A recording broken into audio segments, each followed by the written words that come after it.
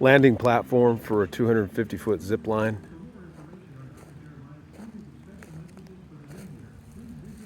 Thought I'd post a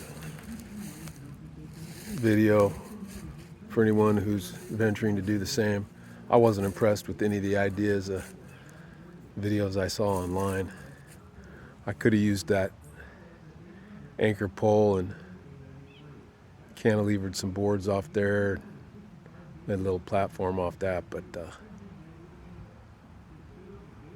I wanted to do a separate freestanding platform.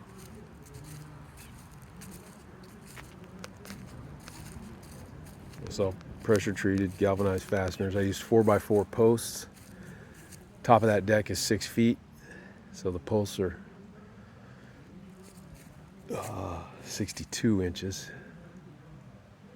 Anything over 6 feet, you want to use a 6x6 post.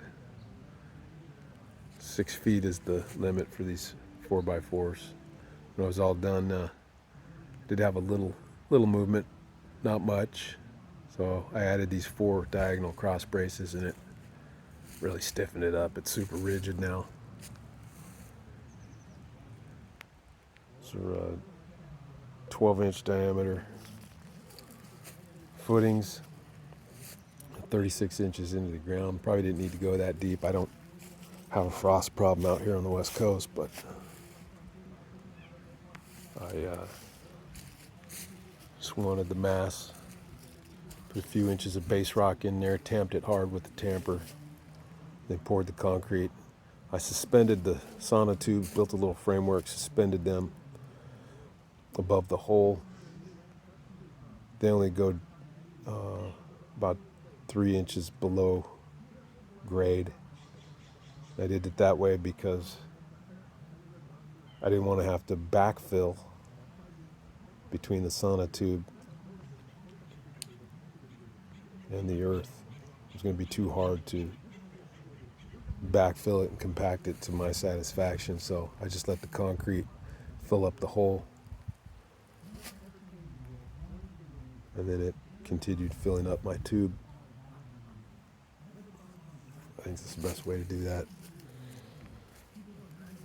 These are 5/8 diameter galvanized bolts, through bolts on these post bases, Simpson post bases. You see a lot of guys using decks, they'll do that throughout the deck. I chose to use these through locks. They're called through locks. They're only about a 1/4 inch, maybe 3/8 in diameter, but they're equivalent to a 1/2 inch galvanized bolt.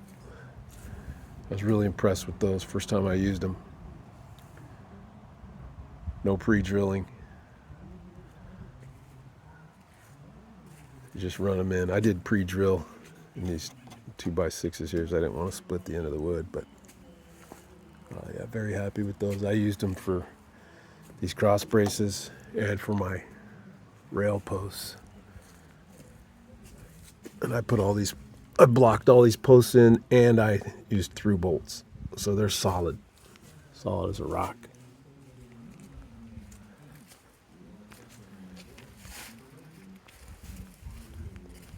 Little ladder. I did 2x8s. Simpson strong tie fastener. A couple of handles each side. All 2x6 decking, rails.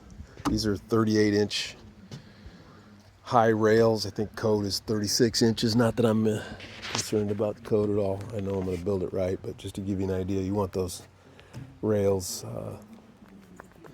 36 inches high minimum. They want you to put vertical balusters between each post. I think, I don't know, 2, 3, 4 inches apart. But I don't have little toddlers up here that I need to worry about that, so I just put 2x4s horizontal with the Simpson strong tie fence fasteners there. It works. I've got a 12-year-old and a 15-year-old. And I get some elementary school kids over here. 3rd, 4th, 5th, 6th grade. They'll be able to handle themselves all right. Past that building, that's my pump house. You can see the starting And you still need to build the launch platform there. It's a 20-foot pole. I need to build a 16-foot platform. Figured I'd start down here, practice on this landing platform, work out any kinks. Overall, I'm real happy with it. I give myself an A. I did learn a couple things, but overall, real happy with it.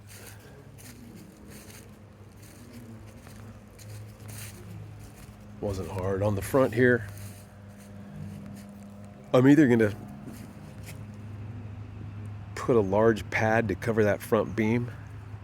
So when the kids come in, they're able to, I'd say any kid under 5 feet can lift their feet over that. I do have a bungee brake, so they don't come in super fast, but I might put a pad on that beam in the front. The other idea is to put a 45 or maybe a 30-degree ramp out there. Just kind of cantilever it out there diagonally so they can come in with their knees up and land on their feet. I'll play around with that. I may do that later. But yeah. Landing platform, 250-foot zip line.